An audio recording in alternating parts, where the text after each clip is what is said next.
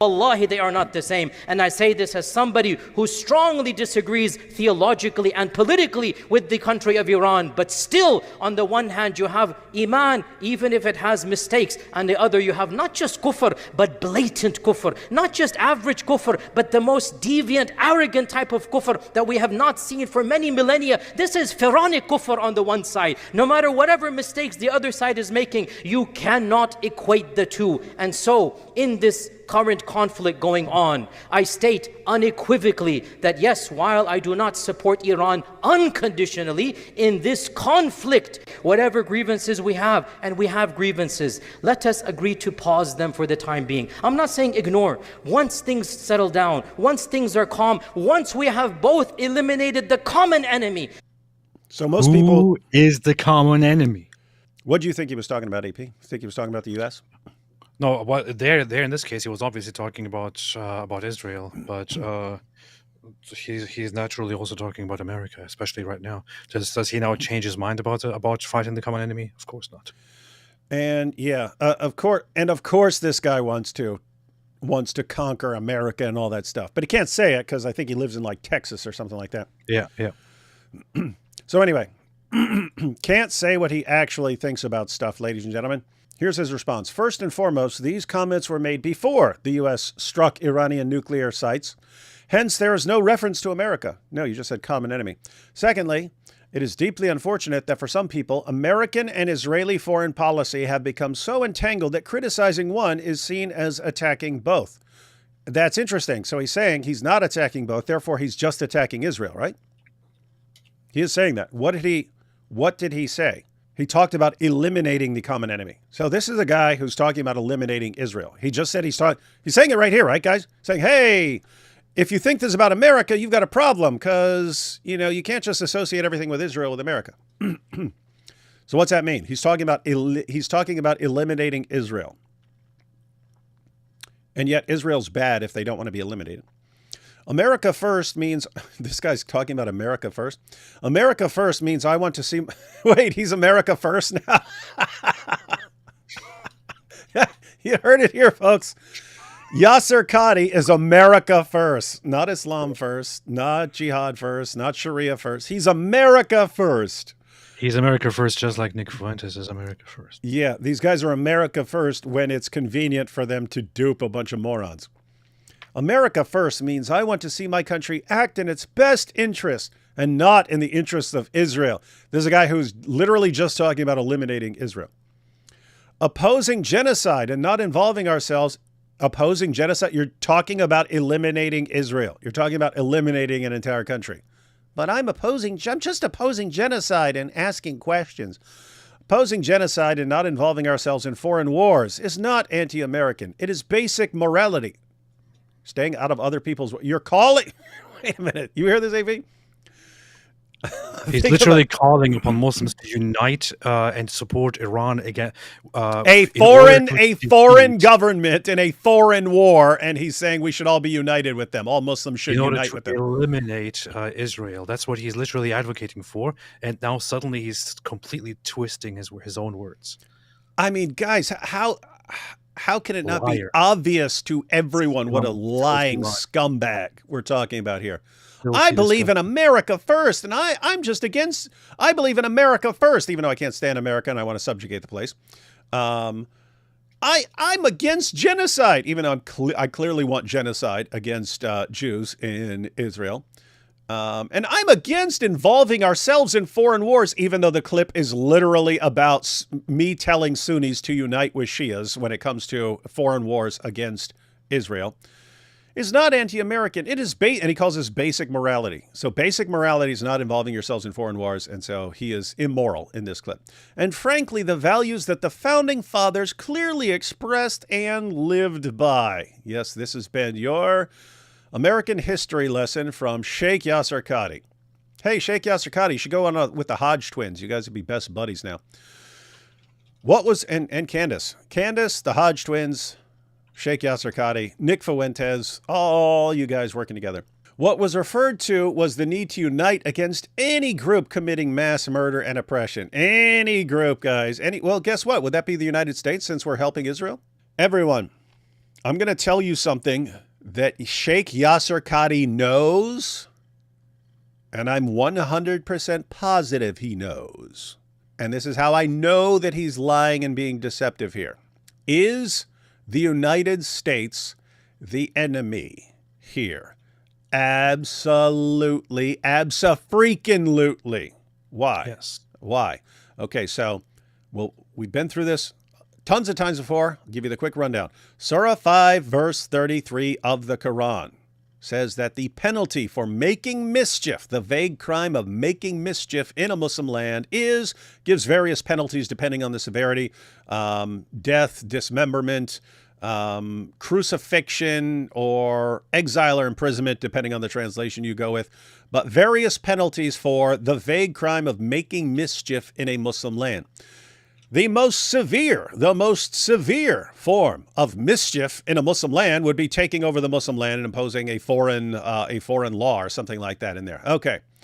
Not according to me, according to Islam and according to Sheikh Yaser Qadhi, is Israel doing that? Is Israel making mischief in a Muslim land? Yes. And they're making the severest form of mischief. So according to Sheikh Yaser Qadhi, they're on Muslim land. They control Muslim land, and they're killing people on Muslim land. So there are multiple forms of making mischief on a Muslim land. What does that mean? It means they're under a death sentence, right? So that's Israel. Here's the thing, though. From an Islamic perspective, is the United States of America making mischief in Muslim lands? Yes. Yes, we just bombed the crap out of a Muslim land, as we've done repeatedly in the past. And interestingly, we're helping Israel. We're helping Israel. Why is that relevant? Well, there's a principle in Islam. That if you aid someone else in what they're doing, you get an equal reward. And this is the same whether you're on the Muslim side or on the non-Muslim side. So Muhammad said that if a jihadi goes out to fight and you don't go out to fight, but you fund the jihadi so that he can go out and fight. In other words, you pay for his armor and you pay for his horse and you pay for his sword and so on. He goes out and fight. The person who funds the jihadi gets an equal reward. So he actually goes out and fights, but you just pay for him to go out and fight. This is why you have so many cases where people are arrested and sent to prison for aiding a foreign terrorist organization. Right? They didn't go out and terrorize anyone. They sent money. Why? You get the same reward. Why are you going to go out and fight when you could have a business and just fund the jihadi, right? Got that so far? But here's the thing. It's not just the person who goes out and makes the mischief who's under the death sentence. It's the person who funds him, who pays for him. So who's responsible for Israel? So even if the United States never directly made mischief, if the United States never bombed anyone, bombed any country, took out any foreign leader, anything like that. If the United States never did any of that, but they simply helped other nations do it, they helped Israel do it, they would already have an equal reward to what Israel deserves, which is death, right? But in addition to that, okay, so the United States government, from an Islamic perspective, is the United States government making mischief in Muslim lands? Absolutely. You say, okay, well, that's just the government or that's just the soldiers. Wait a minute. The principle is, if you're the one who funds them, if you pay the bills for them to make mischief in Muslim lands, you get an equal reward. Who ultimately pays the bills for the United States government and for the United States military to make mischief in Muslim lands in various ways? Who ultimately pays for that? Answer: the American taxpayer. Everything I just said to you is directly from the Muslim sources. And it's interesting, if you look up in the various writings that Al-Qaeda put out in their justification for the 9/11 attacks and so on, how can you guys justify killing civilians? What did they say? The U.S. civilians are the taxpayers who fund the military who make mischief in our lands. That's exactly what they said. I told you that directly from the Muslim sources. Terrorists read the exact same thing and see it. It's indisputable. Does Yaser Qadhi know this? Yes. Does he know that ordinary United States citizens are under a death sentence from Islam? Yes. Does he know that the United States is making mischief and therefore United States is a common enemy of Iran and Sunni Muslims? Absolutely. He doesn't want to get in trouble. So what's he say? Guys, I'm just America first. See me? I'm just America first. That's what I am. Yep. My blood is red, white, and blue because I'm Yaser Qadhi. American Muslim. True, tried and true. Wow. Anyway, let's read this. What was referred to was the need to unite against any group committing mass murder and oppression, like jihadis for 14 centuries. The common enemy is any genocidal regime, which in this case is the current government of Israel. Instead of twisting words, maybe reflect on why calling out genocide bothers you more than genocide itself. Maybe we don't think it's genocide going after terrorists hiding behind the only genocide civilians. that happened was October 7. Yeah, that was an indiscriminate killing to wipe out a people group. Lastly, calls to report and deport me are not only laughable, they are absolutely unconstitutional. As someone born in Texas, I cherish the patriotic right to express my opinions and even disagree with the policies of our government, as I truly want this country to be a beacon of humanity and morality in the world. I pledge allegiance to the flag of the United States of America. Now, first off, calls to deport him, considering that he's an American citizen, would indeed not make much sense. But calls to report him are in no way unconstitutional. Did you call for him to be deported? No, I didn't. Oh, okay. I only said report him, and in fact I insist. And in fact, if you're watching this right now, I would suggest that you call your representatives, or you contact your representatives, text us, wherever it is, and actually report Yaser Qadhi as an enemy, as somebody who aids the enemy in a war, as somebody who stands with the enemy, and so on. Because that you can report somebody. If we are at war, if we are fighting with a different country, and a citizen openly supports that country and also incites people to go and support that country, that's a crime. Yeah, and at the very least,